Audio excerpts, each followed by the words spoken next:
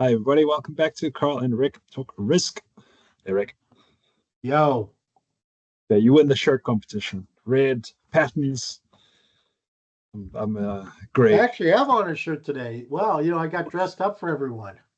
I don't have my normal uniform on. I must be getting ready to check out early for the weekend. I don't have my normal white uniform on. Yeah, you're like a more fashionable lumberjack.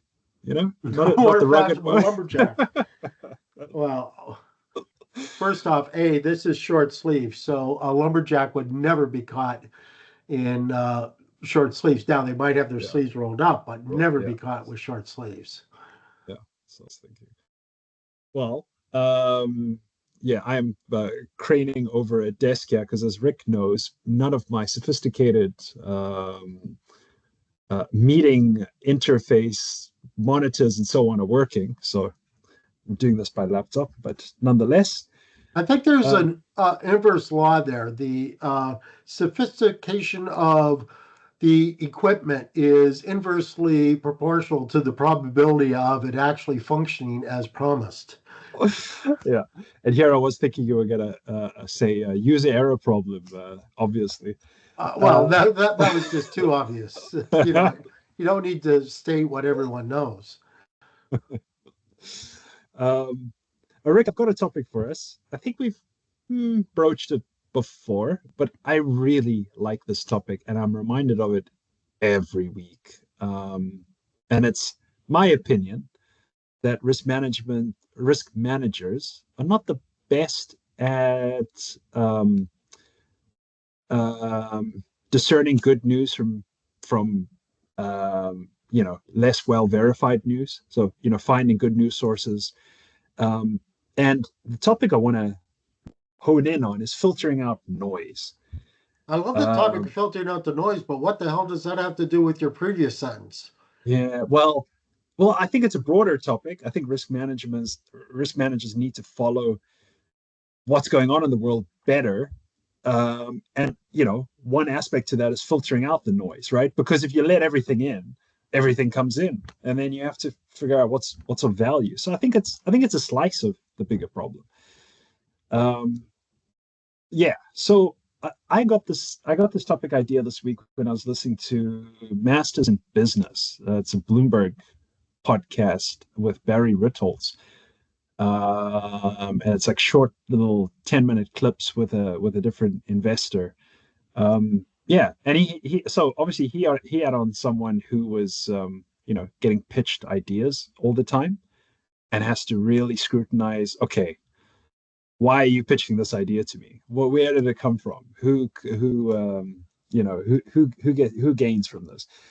But I thought, why don't we as risk managers, learn to filter out the noise, and how could we do that? Um, and then, okay, here's my here's my structure around this. We need to be better informed as risk managers because we challenge the front office. I'm a financial risk manager. The portfolios are doing trades based on information they have coming in. I can't really challenge those views if I don't know what's going on or if I don't have alternate views from them. So that's why I think this is important. Also, I think the world is less quantitative than it used to be. I think geopolitical events, environmental issues, social issues are starting to impact financial markets more and more. And we can't just look at what the Fed is doing and say, well, I know what's going to happen in the markets. So that's an assumption.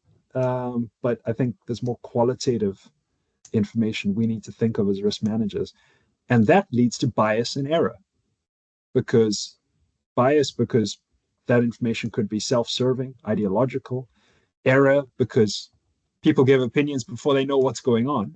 And if you're the recipient of that information, well, you don't have a full picture.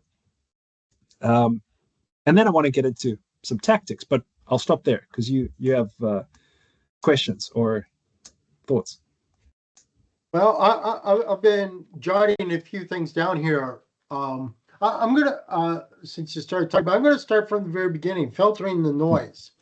I think that one of the things that organizations and risk managers in particular are not very good at is simply acknowledging that there is noise. They don't even know what noise is.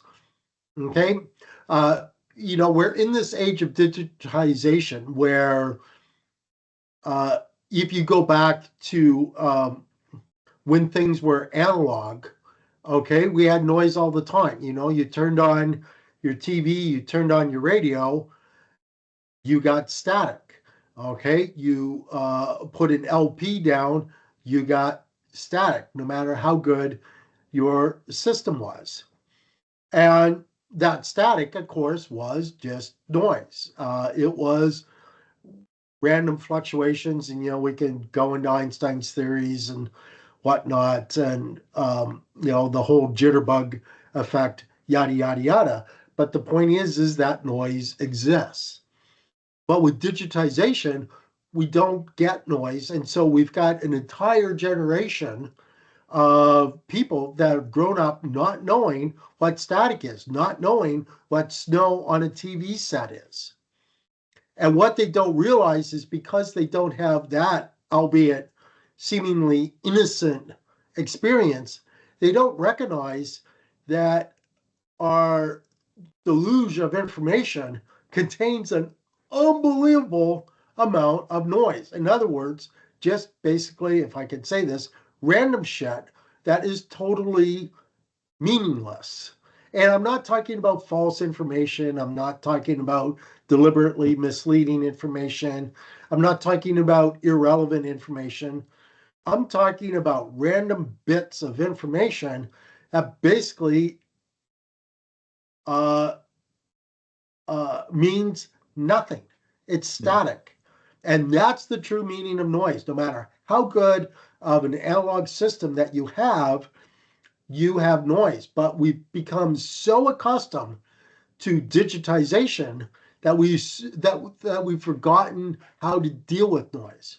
Now, then of course we get the deliberate noise, i.e., people trying to put spin on things. Hmm. People basically trying to market their ideas or market their thesis.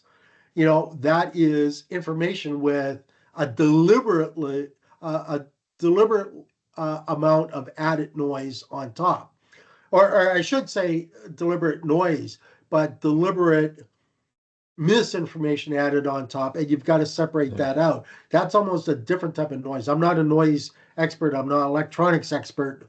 Yeah.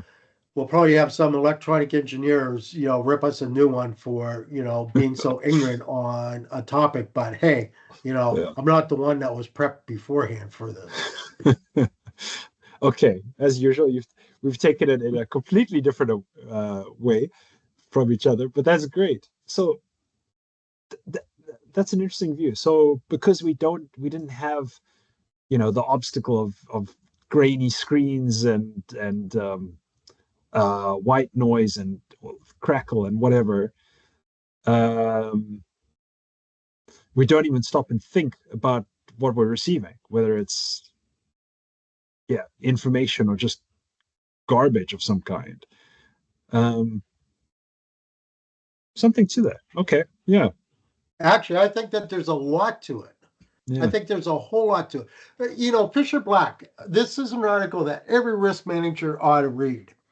Mhm. Okay. Fisher Black for the American Finance Association. This has got to be going back to, you know, early 90s, maybe even the late 80s. Wrote an article in the Journal of Finance, and it was his American Finance Association address, and it was titled Noise. That was the title of the article. Okay. And he talked about noise in financial markets and how we commingle noise with information. Now, again, this was back either 1990, somewhere in the space between 1988 and 1992. Mhm. Okay. And, you're more diligent than I am. So you can look it up and, clip it to this article. But it was Journal of Finance. And the point is he felt the need to point out then. I believe that it's even more important now because, again, as I say, with digitization, the point is you either show up on the screen or you show up not at all. You don't show up with static. Yeah. Yeah. That's the point of digitization. Yeah. Yeah. It's a pure signal. Okay. Interesting. All right. Well, I'll go on to what I heard from the podcast guests on what his advice was on some of this, and I added some stuff of my own. And then I'll see if you have a couple others. The first one's kind of obvious: verifying sources. Who does this come from? Who commissioned the study? I guess oftentimes he's hearing about survey results, let's say, and of course, yeah, who commissioned the study dictates how the questions are phrased, which kind of dictates the responses. So yeah, obviously we need to look at that. And, you see that in the news media, especially. I still get a lot of Canadian news clips on my YouTube feed, and it's always this or that study, and it's like you would expect the news host to acknowledge that, yeah, okay, there's probably a bit of bias given that it's coming from this source. Never happens. I never get that, and yeah, it doesn't. Yeah. Anyway, so yeah, verifying who it came from, what their ideological background might be, is good to know. He also said the first time he gets pitched an idea, I'm not sure how this translates to risk managers, but he lets it go by, but he watches the idea, the investment idea, um, and sees how it performs, and then he knows whether to listen next time or not. Which gets into advice you've had plenty of times on this podcast, which is it's an option to do nothing and just wait. Uh, yeah, I think a good range of sources is is a good approach. You obviously have mainstream news sources, which I think is where most risk managers go. But there's so many good independent news sources these days, using Substack and X and so on, um, that of course, you have to do some work understanding the truth amongst many opinions, but it's it's good to know that there's a range and not be stuck in an echo chamber where you're only hearing the same view over and over again. Um, I also thought that well, I really like people who give a long-term view. So Ray Dalio, for instance, the macro investor, he really steps back and looks at you know huge cycles, civilizational cycles, that repeat themselves, and he looks for turns in those cycles. And I think that's really interesting because I think, as I've said on the podcast quite a bit, I like being in risk management because I step back. I'm not in the mix. I'm not on the front line all the time. You do get to step back, which is nice. Um, those are the best. Those are the main ones I had. What do you say, Rick? I'm going to go back to my original thing. Sorry, I've got one more Yeah. point I just got to get out, which I think I've actually mentioned before. But as many people know, I was trained as a physicist. Okay, so when you come up through the sciences, you're trained to do your measurements. So let's take something that has, for all intents and purposes in our world, almost no noise. You right now can open up one of your mini data sources and you can see what the 6 month, 3 month, 3 by 6 euro dollar futures is trading at. But that's got a bid ask. Okay. So is it the bid? Is it the ask? Now, I know it depends on whether or not you're buying or selling, but what's the true price of that futures contract? Is it the bid or is it an ask? And so the difference, albeit I picked something where the difference is in small, micro small, but I picked it on purpose. Now, when you take it through your risk calculations, if you're in a physics lab, you would measure that with an error. You'd say plus or minus, 2 bips or 1 bip, whatever it would be at the moment. Might even be half a bip. minuscule in the grand scheme of things. But you would carry that error calculation through your calculations. Okay? Have you ever done the thought experiment that if we did that with our value at risk calculations, if we did that with virtually any of the risk calculations that we do, even with the very best, even with the tightest of the bid-ask spreads of the data that we have, you ever thought what your answer would be? Actually, I can tell you what the answer would be. It would be like the confidence interval on the studies that led to the models for the 2008 debacle. Okay, the recovery, expected recovery, the error bar now was between a minus 10% and plus 110%. The recovery on a defaulted bond, which of course makes no sense. And so if you look at our risk calculations and the amount of noise that we put in there, it dwarfs the size of the actual number that we're calculating, the absolute number that we're calculating. Okay? So I like the filtering the noise. Okay? We've got data noise and we've got people noise. What you're talking about is what I will call people noise, i.e., the biases that people have. Yeah. That to me is something very, very different. I think we have to learn to appreciate the electronics problem of noise before we can move on to the much more evolved problem of people noise, which, again, I'll take out my other one of 3 hammers I have in my toolbox and bash that. To do that is complexity. Up front, you talked about quantitative versus qualitative data. That's a whole other topic for a whole other day, but man, risk managers, we've got, particularly with the rise of AI, we've got to start the shift from quantitative to qualitative being our bread and butter. That's my opinion. If we want to stay relevant, we've got to shift more and more of the AI work to the quantitative if we haven't already, and use more of our humanness to deal with the qualitative. But a whole different set of noises. But you intrigued me, Rick. And now, my original title for this was going to be filtering out the noise. Do we need to keep the noise, but do better at explaining what the noise is when we risk report?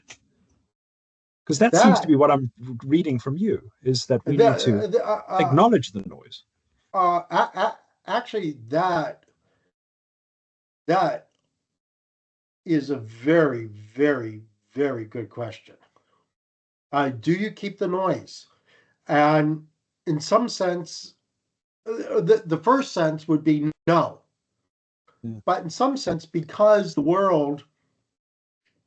the entire world, unfortunately, is not listening to our podcast, the world is acting on that noise. So de facto, the noise, which is meaningless and nothing, through our acting on it out of ignorance and stupidity, actually does, in some weird way, become data.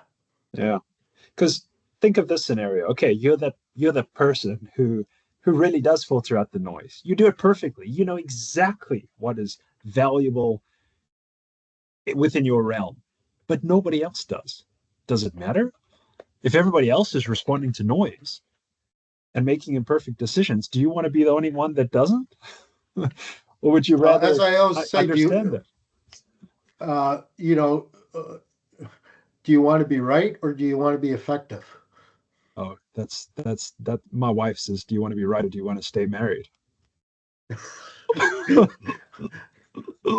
I'm not sure my wife would want to ask that. Okay. I'm gonna keep my other my question for you for another episode, Rick. I think it would extend this podcast a little bit too long, and it's already been very entertaining, I would say. So let's cap it there, I think. Have a good one, everyone. Have All fun. right. Cheers, everybody.